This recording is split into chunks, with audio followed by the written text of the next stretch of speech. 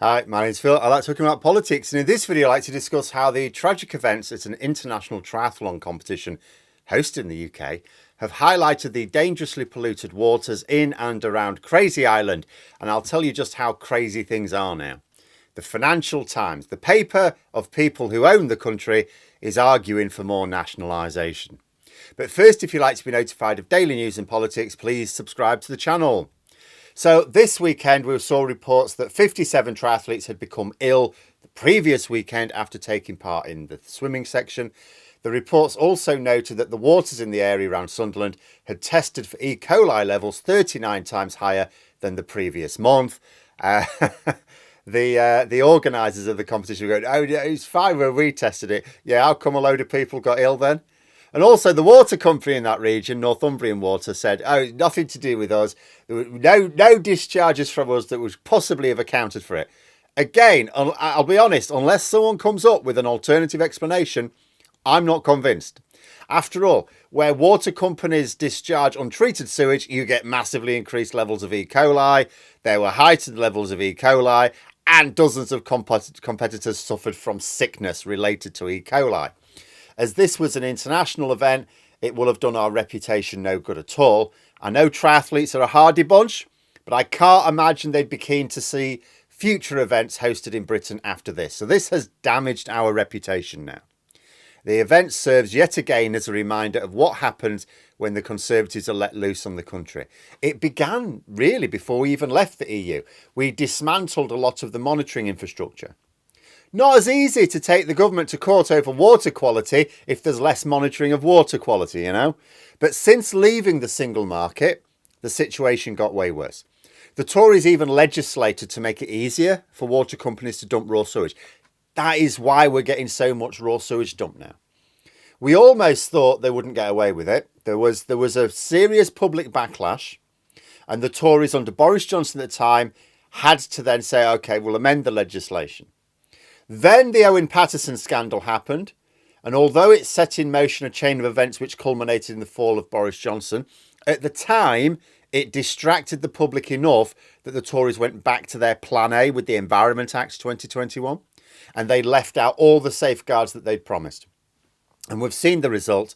At any particular time, there's always a report about dangerously poor quality water, whether inland or around the coast. You'll see signs go, sorry, don't go to the beach. It's full of effluents. You don't want to go there. And it's not a coincidence. It's certainly not a global issue. It is Tories doing what Tories do and letting private companies do whatever makes them the greatest profit, and to hell with the consequences for the people or for the country. In response, the government have done nothing. And this is an issue which particularly aggravates their own voters. Like, you can understand the politics of ignoring issues that hurt those who don't determine Conservative success at the ballot box. But this is something which is losing the Conservative Party's support in their own backyard. There are a number of reasons why formerly safe Conservative seats are looking very vulnerable for the next election.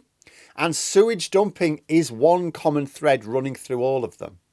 It is inconceivable that Sunak hasn't done anything other than to suggest, oh, well, water companies should do something. Absolutely. We'll try and get the problem reduced, not dealt with, reduced in the next 30 years. And that's not me being glib. That is actually what the government have said. It's like, oh, right, we'll try and improve the situation in 30 years. Contrast this with Labour, who currently have policies of forcing water companies to meet targets, to not be allowed to pay fines issued by passing the cost on to customers. Like, no, they'll be your fines, you will pay for them. Comes out your profits. And to strike off any directors who keep failing to do their jobs properly, as well as a couple of other measures. I've said it before. I mean, I'd be introducing some criminal offences into the mix, but preventing them from being directors, that's actually a pretty big stick to beat these people with. None of this. We can do something in 30 years, bollocks from Labour. None of it. It's like, no, we can do something right now. I should remind Rishi Sunak, the Conservatives' main rival is the Labour Party. So it beggars belief that the Tories aren't addressing what is a key issue for many of their target voters. I keep coming back to that. It's not just that it's important to do, not just that it's a important for the public. It's important for their target voters, and that they're doing nothing. The water industry in the UK is the clearest example of how privatisation has destroyed our national infrastructure. And the best the Tories can come up with at the moment, the Secretary of State in charge, Theresa Coffey, the DEFRA minister, has said, our water is much cleaner than it was under Labour. No, it's not. It's the dirtiest it's been since 3 centuries. It's almost like back to the days when we couldn't actually drink water, where you had to drink beer or wine because alcohol was the only way of killing the bacteria in it. So badly has the Conservative government allowed their privatisation dream to fail, it's undeniable. It's utterly ridiculous to see a cabinet minister saying that our water's actually much cleaner than it has been in the past. Utterly ridiculous. And I'll tell you how poisonous the water industry has made privatisation. To people who don't ideologically have an issue with the concept, there's been an editorial published in the Financial Times. Now, I've said before, I like the FT for reports on a whole raft of policy areas. It's not a paper for the masses. They don't have a business model pushing clickbait, right? So there are no articles about what Meghan Markle's eating for breakfast these days, right? To be valuable to its intended audience, it has to publish accurate information. But that doesn't mean it's unbiased, because the intended audience are investors and bankers, very wealthy people who own the country. There are some articles, for example, where you can see it's urging policies which will be great for their readers, not so great for the country. Okay, so you understand even there is some bias, but it is a paper which, as you can imagine, is pro-privatisation.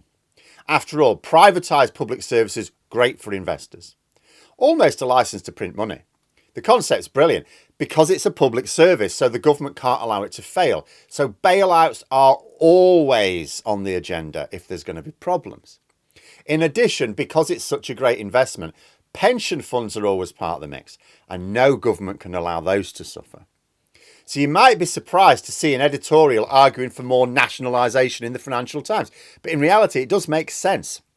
Yes, privatisation of public services is absolutely brilliant for their customers, most of their customers. But those customers still need the service to function. These services are an essential part of our national infrastructure. If part of it fails, our economy suffers, and that hurts their investments. You know, you look at the people with shares in Thames Water at the moment. They're not doing too well.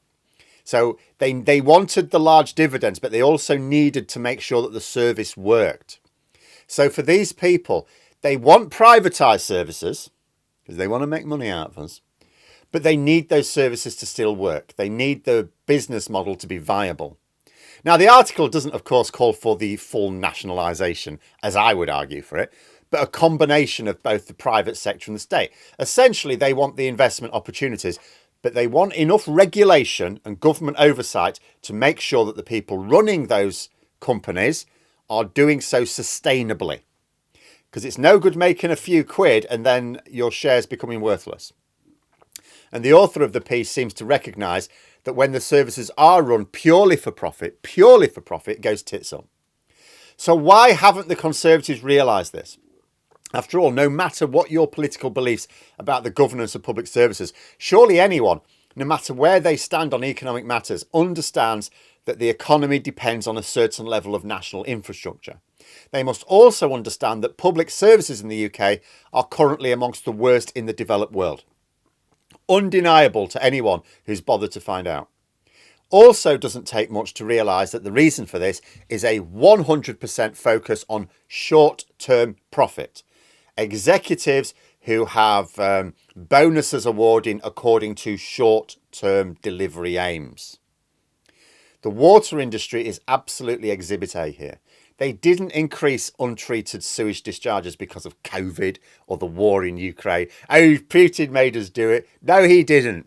They did it because we left the EU and the government, the sole arbiter of the rules in this country from that point, told them they could do so. This is why the Tories said they didn't want the European Court of Justice having any jurisdiction. It is because this is exactly the sort of thing they'd be bollocking the UK government over. Our own courts can't help because the Tories essentially made it legal. We wouldn't have been able to make it legal around the EU, so we'd have been bound by EU rules. This was the price of leaving the EU and believing known liars that we would raise our standards. Rubbish. We could raise our standards inside the EU. In fact, there were some areas where we had much higher standards than the rest of the EU. The EU does not set standards. It sets minimum standards. Leaving was only ever about lowering them, because that's the only thing we couldn't do in the EU, lower our standards. We've seen it across our economy, but the water industry just makes it so incredibly obvious to everyone.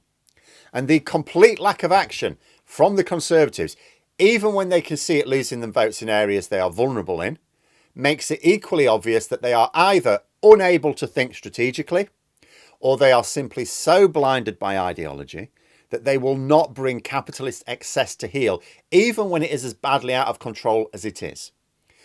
Last year, we had the CEO at the time, the CEO of Shell, saying they should pay more tax. The Tories said, no, you shouldn't.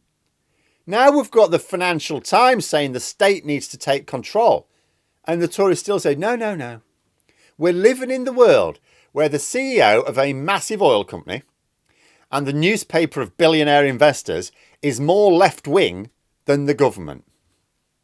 But there we are. Those are my thoughts. Let me know yours in the comments below. Hope you found the video interesting. If you did, please click the like button. And if you'd like to support the channel further, the join button for memberships. And until next time, I'll see you later.